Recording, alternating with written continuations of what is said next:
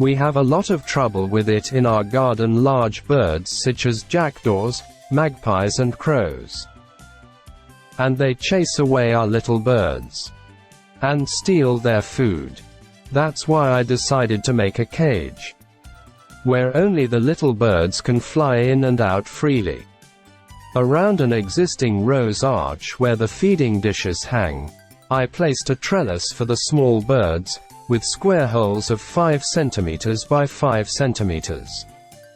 And so the big birds can no longer disturb our little friends.